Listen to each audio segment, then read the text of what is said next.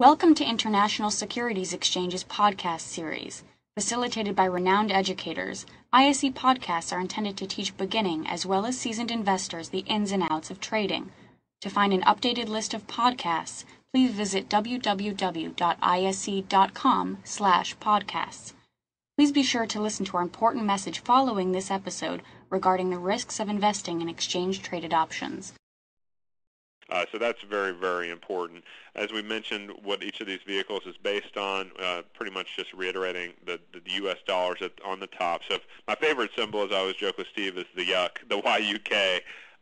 So the idea here is that if we're looking at the U.S. dollar traded against the Japanese yen, so it's giving you a dollar to yen ratio. If this YUK is dropping, it means the dollar is getting weak compared to the yen. It could be, remember, that both of the currencies could be going down, but the dollar could be going down at a faster rate than the yen, which would make it a situation in which you're going to see that relative weakness play out there. Or it could be that, indeed, while the dollar's dropping, that the yen is strengthening, which further amplifies what you're getting in bang for your buck a lot of times in these. Usually if one goes down, the other's going up or staying relatively stable, so that you're not going to see just a gradual drop in these, but a lot of times a fairly steady and sharp drop or rally in these vehicles, and that's why I like them for trending characteristics.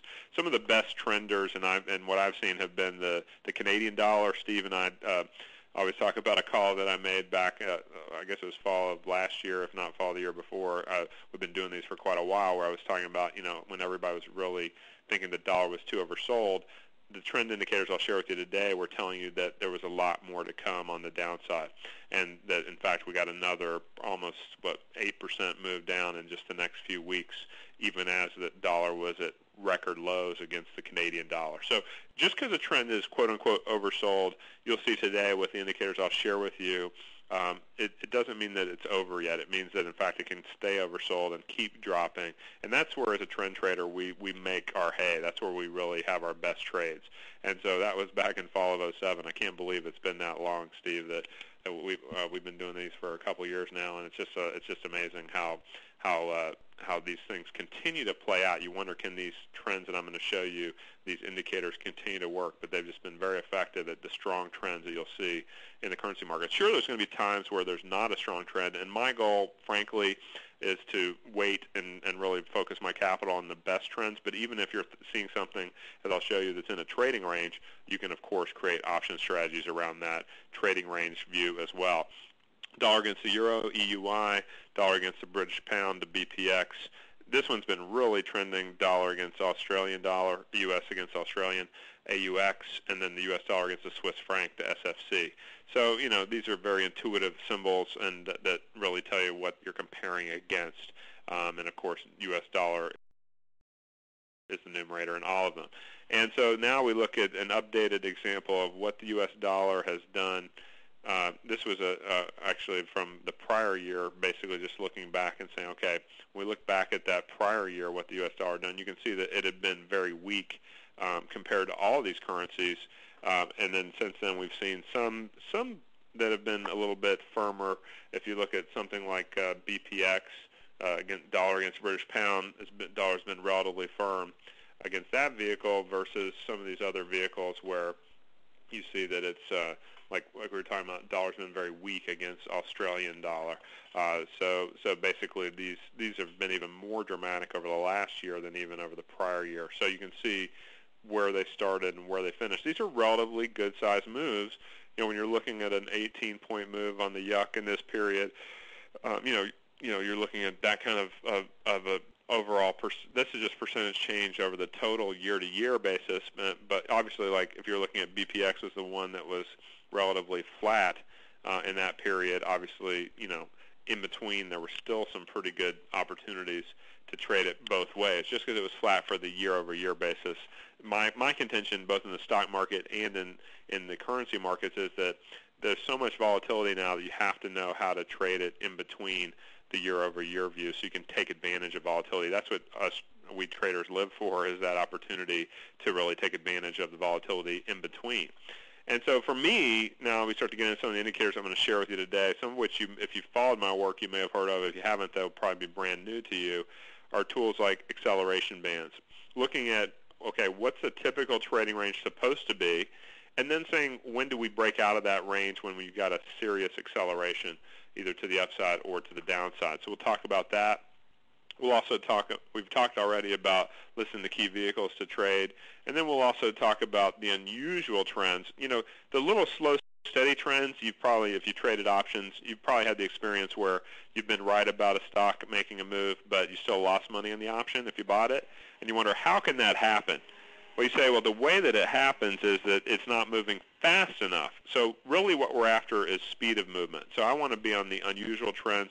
There's a common indicator, Williams %R, that I use in a very uncommon way to allow me to really focus on the best of the best trends out there in the marketplace. So this is very, very important, so we're going to focus on that today. Let's go ahead and see where we want to start here. Let's start with acceleration bands. You know, the whole idea with acceleration bands is it's all about speed of movement. As I was just alluding to, you know, I really want to make sure that I'm on a situation in which I can really capture that maximum speed of movement, because if I can do that, that's going to give you a tremendous opportunity to really make the best out of that particular trend.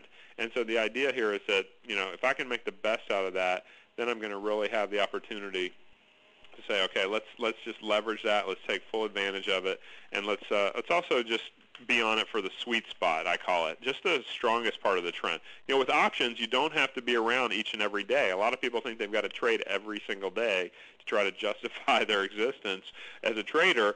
You know, we grow up in our lives thinking we got to do our homework in school, you got to go to your job in a work setting, but the reality in trading is you don't have to trade every day and to be a successful trader. In fact, sometimes if there's no trend or no edge, we always encourage our Big Trends coaching customers that you got to know not only when to trade, but also when to back off, when to wait, how to be ready, sort of like stalking the prey. Be ready to pounce, but not constantly in the markets, because then you're going to get whipsawed too much if you don't have an edge. It's sort of like if you sit down and you play any kind of a game in Las Vegas. You know, you've got to know when you get up and walk away from the table after you've had a good run, when you take some of your profits off the table, when you basically manage your risk. So we do a lot of that, and these indicators help us to tell us when it's time to take a step back from the table once we've had a nice move, once we can lock in some of our profits. We'll talk a little bit about that today. So just like the best stocks never come back to test those same moving averages, it's the same thing with the best on the FX too, that the best FX movers don't come back to test these same averages. So like a lot of you are probably familiar with Bollinger Bands, and Bollinger Bands is the same idea as acceleration bands, that we're looking at an adaptive band, in this case plotted around a 20-day moving average. So it's nothing fancy on the middle point of the band. It's a 20-day simple moving average. That's just the average of the last 20 bars closes. But then we're saying, what's the volatility that's inherent in that underlying FX securities movement? And if we know that, then we know when it's usually trading in between there, and when it's doing something unusual when it's trading outside of that range. And so that's going to be really, really valuable for us to know, because once we know that, we can really allow ourselves the ability to say, okay, how are we going to go leverage that intelligently? You know, that's a key word, is leverage it intelligently. I don't want to be in a position in which I'm just trying to get leverage for the sake of leverage. In fact, a lot of times, too much leverage can be a bad thing if it makes you emotional, if it makes you where you're not following your plan, if it makes it where you're just not staying disciplined in what you want to do. And of course, if you have leverage and you're on the wrong side of a trade, you feel that excess movement against you, that can make you emotional. Anything that makes you emotional in your trading decisions, to me, is a bad thing. I don't want emotion in my trading plan and my trading indicators.